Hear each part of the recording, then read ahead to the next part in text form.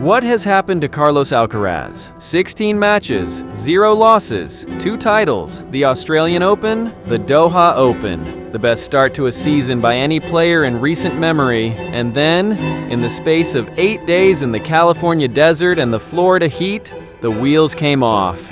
What has happened to Carlos Alcaraz? It is the question the entire tennis world is asking right now. And the answer, depending on who you ask, ranges from mild concern to a full-blown alarm. Some of the sport's most respected voices are saying he is bored, others are saying his opponents have cracked the code, others still, including Rafael Nadal himself, are telling everyone to breathe. The truth, as it usually is, sits somewhere in the middle of all of them. But to understand where Carlos Alcaraz is right now, you have to understand where he was just 6 weeks ago, because the contrast is extraordinary. The dominant version, 16 matches, 0 losses, January 2026. Melbourne, the Australian Open. Carlos Alcaraz had never won the Australian Open before. He was the most decorated 22-year-old in the history of professional tennis. 6 Grand Slams, world number 1, youngest career Grand Slam winner ever. And he had never lifted a trophy in Melbourne. That was the missing piece. The one surface, the one tournament, the one title that sat absent from the collection. He won it in convincing fashion. He beat Novak Djokovic in the final to become the youngest man in history to complete the career Grand Slam. He was 22 years old and he had won on every surface that professional tennis has to offer. He had beaten every significant player the sport has produced in this era. He had the full set. From Melbourne, he went to Doha. He won the Qatar Open. He recovered from a first-set deficit in the quarterfinal against Karen Khachanov and still closed it out. He was ruthless, physical, and completely in control of his tennis. By the time he arrived in Indian Wells for the Sunshine Double as the world's #1 seed, he had played 16 matches in 2026 and won every single one of them. The unbeaten streak went back further than that. 32 matches since his last loss on an outdoor hard court. He had not lost on that surface since a defeat that felt like a lifetime ago. He was, by any objective measure, the most dominant player on the ATP Tour and arguably playing the best tennis of anyone in the history of the game at 22 years old. Then he got to Indian Wells, and something shifted. The warning signs. Tired of playing Roger Federer. The first hint that something was slightly off came not from a result, but from a press conference comment that went viral immediately and lingered in the air long after the cameras stopped rolling. After beating Arthur Rinderknecht in the 3rd round of Indian Wells, a match he won but had to fight harder than expected to close, Alcaraz sat down with reporters and said something nobody quite expected. "To be honest, I just sometimes get tired of playing Roger Federer every round," he said. "Sometimes just feel like they playing really an insane level. I don't know if I'm feeling not the right way, but I feel it's just against me all the time. If they play that level every match, they should be higher in the ranking. I feel like I have a target on my back." He was joking. Partly. But there was something underneath the joke that the tennis world picked up on immediately. Fatigue. Not just physical fatigue, though that was part of it. Something more like the weight of being the man that every opponent lifts their game to beat. The exhaustion of being the standard everyone else organizes their best performance around. Tony Nadal, Rafael Nadal's uncle and former coach, pushed back on Alcaraz's framing almost immediately. Speaking on Spanish radio, he was direct. "I completely disagree. It's not about being a target. When you play against a stronger opponent, you know you have to take more risks. It's not that Medvedev is more motivated to play against Alcaraz. He knows that to beat him, he has to take far more risks. It's not a battle against Alcaraz, but against the best." And Arthur Rinderknecht himself, the man Alcaraz described as having played like Roger Federer, was having none of it either. Speaking to French sports newspaper L'Équipe, he said, "I'm not sure he faces guys who play like Federer every time. If that were the case, Alcaraz wouldn't win all his matches like he does. When you see him crush almost everyone most of the time, if the guys played like Federer, I think he'd be more troubled in his matches." 3 different people, 3 different takes, all of them pointing at the same question. Was Alcaraz's comment a joke, an observation, or an early sign of something more concerning? A week later, they had their answer. Indian Wells. Medvedev ends the streak. Daniil Medvedev in the Indian Wells semifinal was, by Alcaraz's own admission, something he had never seen before. After the match, sitting in the press conference with the unbeaten streak over and his tournament done, the world number one chose his words carefully. He did not blame his level. He did not make excuses. He simply acknowledged what Medvedev had produced. "I have never seen Daniil playing like this," Alcaraz said. "Not playing well. Not playing his best. Never seen him playing like this." It was both generous and revealing. Generous to Medvedev, who had genuinely produced one of the finest hard-court performances of his career. Revealing about Alcaraz, who is not a player who typically hands opponents that kind of credit without it being absolutely deserved. The scoreline told the story clearly. Medvedev won 6-3, 7-6, 3. He barely blinked. He served with ferocious accuracy. He attacked Alcaraz's second serve in a way that took time and space away from the Spaniard before he could establish his own rhythm. The tiebreak in the second set was 7-3 to the Russian. It was not a close match that went the wrong way at the end. It was Medvedev at his absolute best, and Alcaraz was not quite able to meet it. The streak was over. 16 matches unbeaten to start the year. 32 without a hard-court loss. All of it gone on a Saturday afternoon in California. The tennis world absorbed the result and told itself it was fine. One loss. Medvedev at his peak. It could happen to anyone. Alcaraz would bounce back in Miami the following week. He was the defending finalist. He was still world number one by a country mile. This was a blip, not a trend. Then came Miami. Korda completes the damage. Sunday, March 23rd, 2026, Hard Rock Stadium in Miami. The third round of the Miami Open, Sebastian Korda, world number 36. Not a player who, on paper, should be posing questions that Carlos Alcaraz cannot answer. Korda won the first set 6-3 with a level of aggression and precision that was jarring in its clarity. He swung freely from the baseline. He took his chances. He served into the corners and did not give Alcaraz room to breathe. When Korda served for the match at 5-4 in the second set, it looked like it might be a straight sets rout. Alcaraz rallied. He won 5 consecutive games to take the second set 7-5. The crowd in Miami shifted. It was a comeback. It was the Alcaraz they knew, the one who drags himself back from anywhere, who refuses to close the door on a match while he is still standing.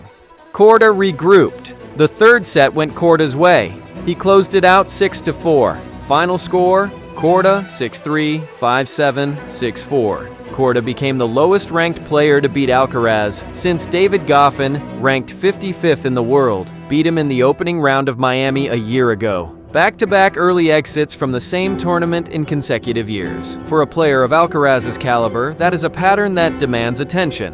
Alcaraz left Florida with a 17-2 record for 2026. On any other player, 17-2 sounds like a success story. On Carlos Alcaraz, after what he produced in January and February, it felt like something had changed. What the experts are saying. The reactions came fast, and they came from everywhere. Patrick Mouratoglou, the French supercoach who has worked with Serena Williams and a host of other champions, did not hold back. He posted on Instagram and expanded his thoughts in a video that circulated rapidly through the tennis world. "My feeling is that Alcaraz is bored," Mouratoglou said. "The guy has already 7 Grand Slams and I feel like playing Masters 1000s. He won so many already, he's not that interested. That's really a feeling that I have. I also feel that that will be the danger for him in the next years." And a lot of people say that, oh, this year in Roland Garros or Wimbledon or US Open, he doesn't play well in the first rounds. Yeah, he doesn't play well because he's bored. Bored. The word landed like a dropped racket in a quiet room. Former world number 1 Justine Henin took a different angle. Her assessment focused not on motivation, but on energy. He lacked energy, Henin said of the Miami performance. For a player who built his game on physical superiority, on the explosive athleticism that separates him from everyone else in the field, that is a concerning observation from someone who understands elite competition at the deepest level. Alcaraz himself, to his credit, did not spiral. He acknowledged the loss plainly and put it in its proper context. Obviously, the players I'm playing against, I think they don't have the same pressure against me that they usually get when they play another player," he said. "I'm feeling they have more to win than to lose in those matches. That's why in some moments, or during almost the whole match, they're playing without pressure."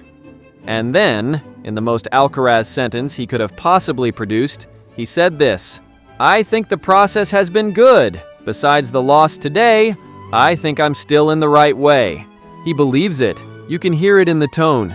He is not a player crumbling under the weight of scrutiny.